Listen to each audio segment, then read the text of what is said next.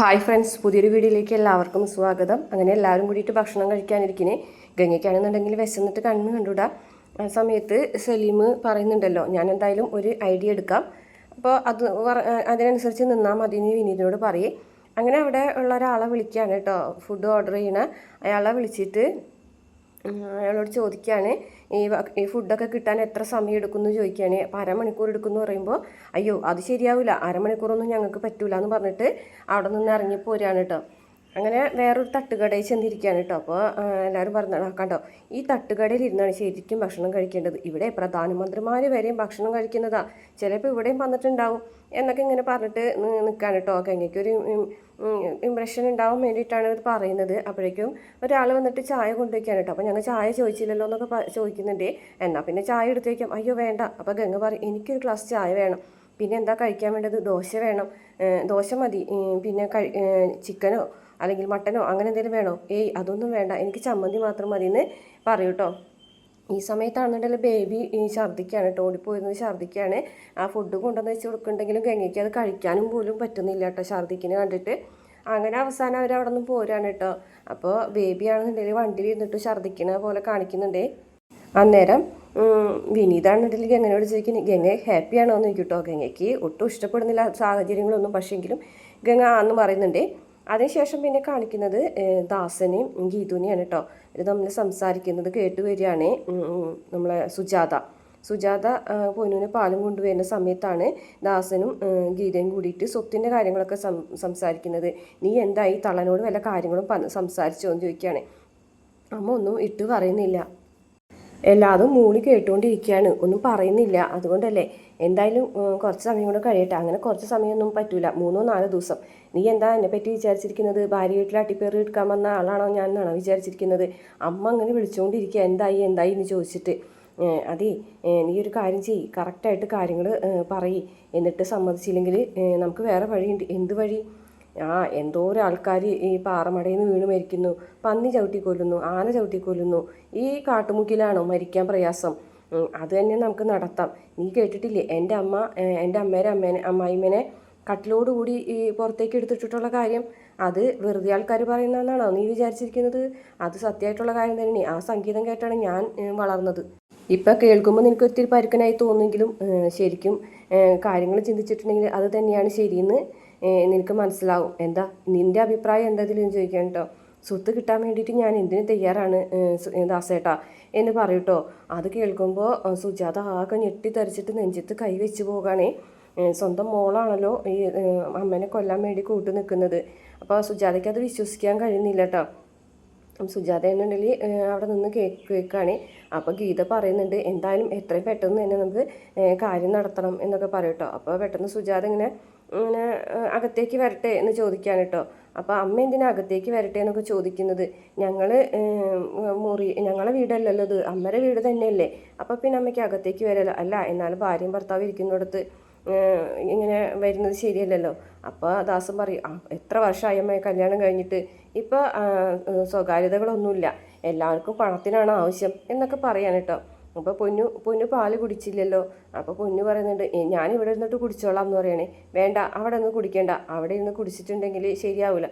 അപ്പോൾ ഗീത പറയും, അമ്മേ അവളിവിടെ ഇരുന്ന് കുടിച്ചോളൂ. അന്നേരം സുജാത പറയാണ്, വേണ്ട, അവൾ ഇവിടെ ഇരുന്ന് കുടിക്കണ്ട. പൊന്നു ഞാൻ പറഞ്ഞു കേട്ടില്ലേ, നീ എഴുന്നേറ്റ് വായോ. ഇവിടെ ഇരുന്ന് അവൾ കുടിച്ചിട്ടുണ്ടെങ്കിൽ നിങ്ങൾ പറയുന്നതൊക്കെ കേട്ട് അവളും വളരും. അപ്പോൾ പിന്നെ അവൾ നിങ്ങളോട് ഇതേപോലെ പെരുമാറുമ്പോഴേ നിങ്ങൾക്ക് വിഷമാവില്ലേ എന്ന് ചോദിച്ചിട്ട് സുജാത പൊന്നിനെ കൊണ്ട് അവിടുന്ന് പോകുകയാണേ.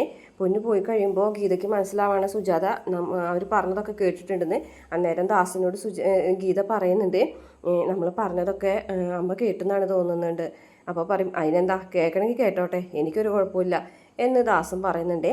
അത് കഴിഞ്ഞ ശേഷം പിന്നെ കാണിക്കുന്നത് ഗായത്രീനെയാണ് കേട്ടോ. അപ്പോൾ ഗായത്രി അമ്മയുടെ മുന്നിൽ പൊട്ടിക്കരഞ്ഞുകൊണ്ട് പറയാണ്, എല്ലാം എൻ്റെ തെറ്റാണമ്മേ, എല്ലാവരും പറഞ്ഞ് എന്നോട് മാറി പറഞ്ഞു ഈ ബന്ധത്തിൽ നിന്ന് ഒഴിവാവാൻ.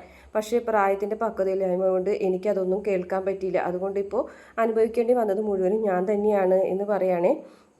അന്നേരം അമ്മ പറയുന്നുണ്ട്, പോട്ടെ മോളെ, അതൊക്കെ കഴിഞ്ഞു പോയില്ലേ, ഇനി അതിനെക്കുറിച്ച് സംസാരിച്ചിട്ട് എന്താ കാര്യം?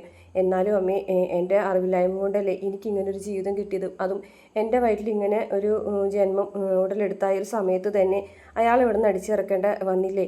പിന്നെ ഞാൻ നിങ്ങളാരും അറിയിക്കേണ്ടെന്ന് വിചാരിച്ചിട്ടാണ് പലതും കണ്ടും കേട്ടും ഇങ്ങനെയൊക്കെ സഹിച്ച് ജീവിച്ചത്. പിന്നെ അവസാനം ഇങ്ങനെയായി. നരേൻ അവനറിഞ്ഞോ അയാളെ തിരിച്ചു വിളിക്കുന്ന കാര്യം? അപ്പം മുത്തശ്ശി പറയാണ്, പറയേണ്ടി വന്നു മോളെ എന്ന് പറയട്ടോ. അമ്മരെയും അച്ഛനെയും വാശിയാണ് ഇപ്പോൾ അയാളെ തിരിച്ചു വിളിക്കണം എന്നുള്ളത്. അതാണ് എനിക്ക് മനസ്സിലാവാത്തത്.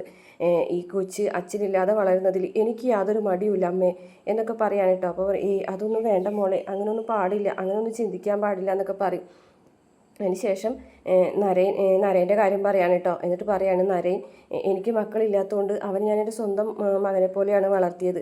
അവനെങ്കിൽ നല്ലൊരു ജീവിതം ഉണ്ടാവണമെന്ന് ഞാൻ വിചാരിച്ചു. എനിക്ക് കിട്ടാത്തൊരു ജീവിതം അവന് നന്നായിട്ട് കിട്ടട്ടെ എന്ന് ഞാൻ വിചാരിച്ചു. പക്ഷേ അവൻ്റെ ജീവിതം ഇങ്ങനെ ആയിപ്പോയി.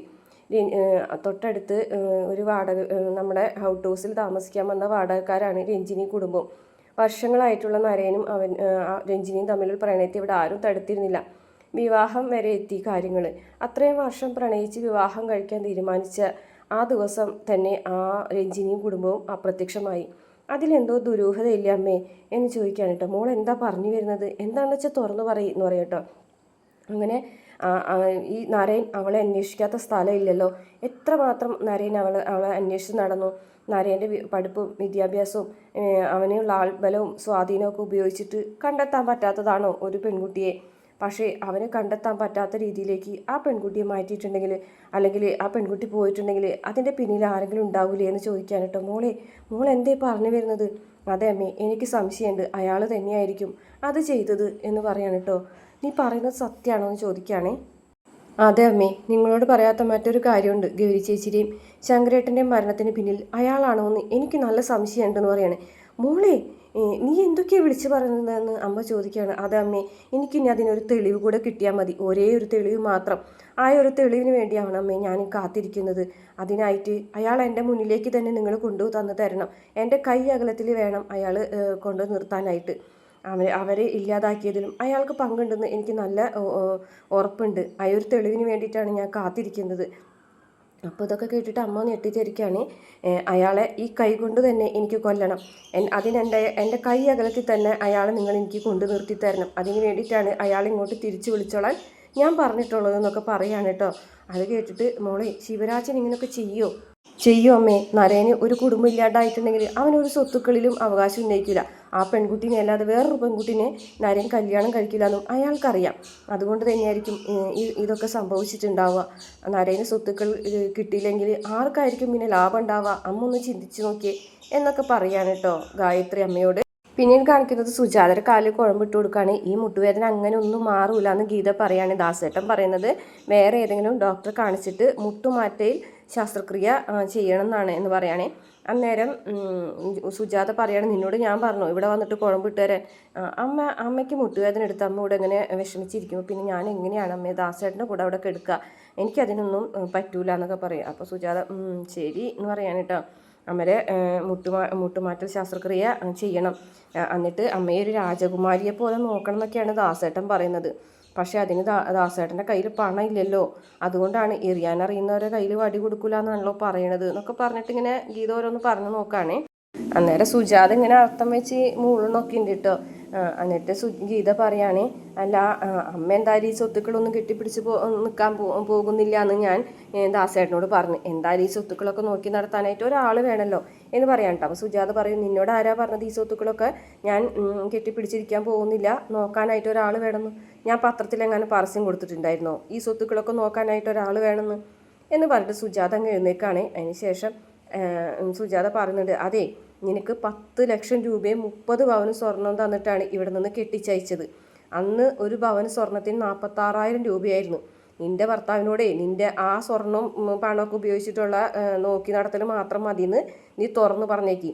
സുജാതര് ഒരു തരി സ്വത്ത് വേണ്ടെന്ന് വിചാരിച്ചിട്ട് അവനോട് ഇവിടെ നിൽക്കണ്ടെന്ന് പറഞ്ഞേക്കി. നാളെ രാവിലെ തന്നെ കെട്ടും പാണ്ടെടുത്ത് പൊക്കോളം ഭർത്താവിനെ കൊണ്ട് നീ ഇവിടെ നിന്ന് എന്ന് പറയാണ് കേട്ടോ.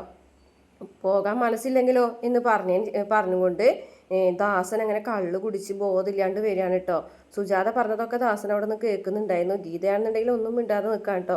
ദാസൻ കള്ളു കുടിച്ച് ബോധമില്ലാണ്ട് വന്നിട്ട് ഇങ്ങനെ പറയാണ് കേട്ടോ, നിങ്ങൾ പറയുമ്പോൾ പോകാനായിട്ടേ ഞങ്ങൾക്ക് മനസ്സില്ലെങ്കിലോ എന്ന് പറയാണ് കേട്ടോ. അപ്പോൾ അത്രയും ഉള്ളൂ ഇന്നത്തെ എപ്പിസോഡിൽ. അത് കഴിഞ്ഞ ശേഷം പിന്നീട് പ്രമോണ് കാണിക്കുന്നത്. പ്രമോലാണെന്നുണ്ടെങ്കിൽ നമ്മുടെ വിനീതും ഗംഗയൊക്കെ കാറ് കേടായിട്ട് കാറ് വഴിയിൽ നിർത്തിയിട്ട് അതൊക്കെ നോക്കുകയാണേ. അങ്ങനെ കാറ് ശരിയാവാതാവുമ്പോൾ എല്ലാവരും കൂടിയിട്ട് ഇറങ്ങി തള്ളുന്നുണ്ട്.